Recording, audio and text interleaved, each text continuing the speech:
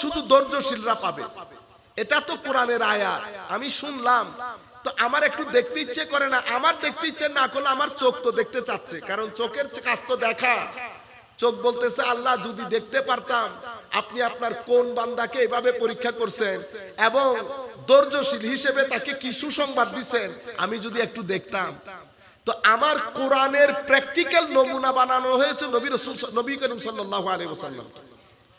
আপনি যদি ওয়ালানাবলুওয়ান্নাকুমের ওই আয়াত দেখেন এবং শিয়াবে আবি তালিবের ওই সময়গুলা চিন্তা করেন, আমার নবী যখন সামাজিক বয়কটের শিকার হয়েছে ওইটাও যদি আপনি চিন্তা করেন, আয়াতের পারফেক্ট নমুনা পাবেন আপনি ওখানে। ওয়াবাশশিরিস সাবিরিন সবে মেরাজের মাধ্যমে আপনি পাবেন। ওয়াবাশশিরিস সাবিরিন, ধৈর্য, আমার নবী ধৈর্য ধারণ করেছেন। কি রকম ধৈর্য? পাহাড়ের মতো বিপদ পড়েছে আমার নবীর উপর, আমার নবী টুটা করে নাই। আমাদের কাছেও বিপদ আসবে, বিপদ আসে, বিপদ এসেছে, বিপদ আসবে। মা বোনরাও শুনতেছেন, আমাদের তরুণ প্রজন্মও শুনতেছে।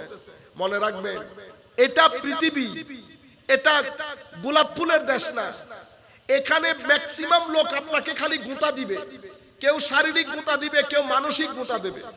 আপনার পকেটের টাকা খেয়ে ফেলতে চাইবে, আপনার জায়গা দখল করতে চাইবে, আপনার অধিকার ছিনিয়ে নিতে চাইবে। এটা দুনিয়া।